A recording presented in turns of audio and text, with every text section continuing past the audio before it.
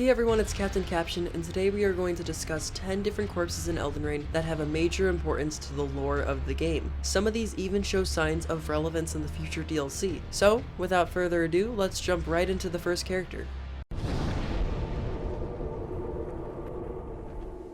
The first corpse is located in the Erdtree Sanctuary. Most bodies in Elden Ring vary between a few different models, some being more basic than others. Looking at this guy, he appears to be very detailed when compared to others, already hinting that there is something special about him. His hands are tightly on the Golden Order Principia, which might just be one of the most important books in the entire story. This is the book that contains the Law of Regression Incantation, and this is the very spell that reveals Marika's true identity to the player. With this man being elevated in the sanctuary of the capital, dressed in what appears to be the perfumer's set, I predict he is one of many members of the Golden Order who wrote its laws and principles.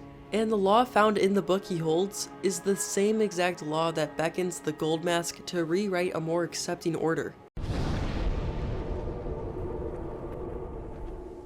Just nearby, towards the lower parts of the capital, we can find another corpse with some possible lore value.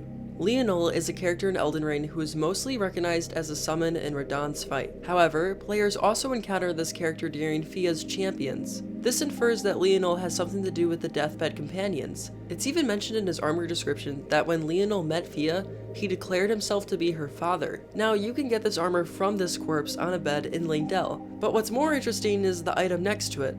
It's the deathbed dress, which belonged to a deathbed companion. With many figures showing up in co-op and as corpses, like Alberich, it's entirely possible that this corpse belongs to Leyndell himself, and whether that's the case or not, it's easily said that this is a victim of a deathbed companion. Many players will come across Ranni the Witch and her team, but not everyone discovers the dark truth about Selvis. Hidden in some ruins, Selvis's dungeon can be found. Now, this place doesn't have any corpses, but it has something very similar, and perhaps worse. Puppets. Selvis's dungeon contains victims who have been turned into puppets for multiple uses. But being a puppet in this game really means being a spirit ash, as you can find multiple puppets that are usable spirit ashes. This is why I want to specifically highlight two of the corpses in this room. First, there is an omen killer. I'm certain that this is Rollo, a spirit ash in the game. Rollo's item description states that he drank a physic potion to rid himself of emotion and become a spirit ash. This potion sounds nearly identical to the potion that Selvis asks you to give Nefeli. Considering the fact that Nefeli became a spirit ash if given the potion, I'm confident that Rollo drank the same fluid, and now could be found here. And the same thing can be said about the Night Maiden nearby. The item description labels the Night Maiden summons as puppets. However, these two summons wear different headpieces than the one here, so this Night Maiden still remains nameless. But honestly, let me do everyone a huge favor.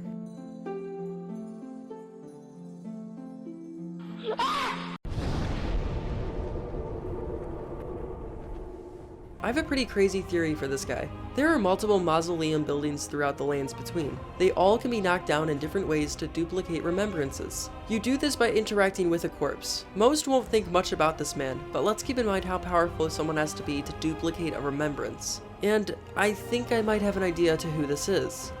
In the Shadow of the Erdtree DLC, there's a short moment that caught quite a lot of attention. We see this man, looking pretty much dead, slowly pulling out a sharp object from his own body. Now, if I highlight this body, it is even more comparable to the body inside the mausoleum statue. It's skinny, gray, and has an exposed ribcage. Now, obviously there's one massive difference. One has a head and the other one doesn't. But watch the clip in slow motion and you'll see that this man is moving the sword quite a bit. The only thing that this is really attached to is his head, as there are some sharp edges sticking out of his skull. You can even see his neck moving upwards. So if this man detaches his own head, then maybe he ends up as this corpse?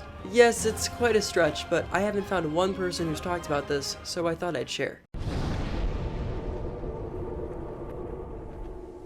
If players continue through the Volcano Manor questline, they'll eventually come across a ghost down in the hallway. He begs you to kill Rykard, explaining that he's not what he really seems. He also adds that the only weapon that can slay the serpent is the spear that he left near the demigod. This practically confirms that the corpse that wields the spear is the same ghost that beckons you to find it. I think this is pretty cool, as most players use the spear to kill Rykard, making the spear essentially the main cause for Rykard's death. In some sense, this guy's a hero.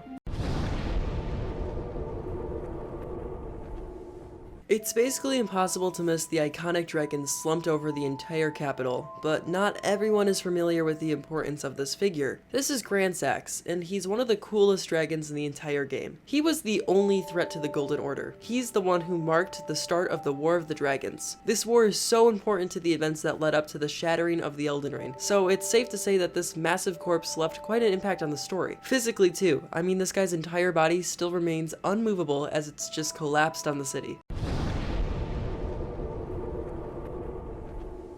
So this is one of those times where I can't really say much about this corpse, other than that it is absolutely massive. A very cool YouTuber used its model to really express the size of this thing. It remains one of the only unanswered mysteries in Elden Ring. We have no idea who this guy is or what he did. My only guess is that he's connected to whoever the fire giant worships, but he's the biggest corpse in the entire game, so I'm sure there's some importance with him. If players progress through Ranni's questline, then they will eventually find her corpse, which is something I didn't know about on my first playthrough. Although this is a more commonly known piece of lore, so I'll go over this quickly. Ranni is found as a puppet. Not the same kind of puppets as the one in Selvus' dungeon, but rather a doll. Her real body contains the curse mark of death, and can be found on the Divine Tower of Liurnia. Two demigods died at the same time at this moment. First, Ranni's mortal flesh was slain by herself, and her soul was placed into a doll to keep her out of the Greater Will's influence. Considering Ranni is the leading cause of the War of the Shattering, I can confidently say this corpse represents one of the most historical moments in all of the lands between. But what about the other demigod that died? Godwyn's corpse may just be the most impacting in the entire game. Not only did this death spark the War of the Shattering, but it also initiated the spread of Deathroot. This appears all over the lands between, but can mostly be found in Stormvale Castle. The roots have even taken shape as the face and body of Godwyn. He may not have appeared in the DLC trailer, but I still believe he's gonna show up. There's just a lot more to tell about his story, and if there's a boss fight with Godwyn, well, we can basically get a clear image of what that would look like.